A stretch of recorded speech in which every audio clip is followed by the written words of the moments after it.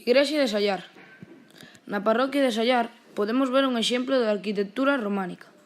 A igrexa de Santo Estevo, construída a principios do século XIII, en estilo románico. Como chegou o románico ata aquí? Pois grazas ao Camiño de Santiago. E como a vila de Caldas está próxima á cidade do Apóstolo, beneficiouse do seu esplendor. Volvendo á igrexa, da súa primitiva construcción, sobre un castro conserva a fachada e a nave, mentres que a ábsida é totalmente posterior.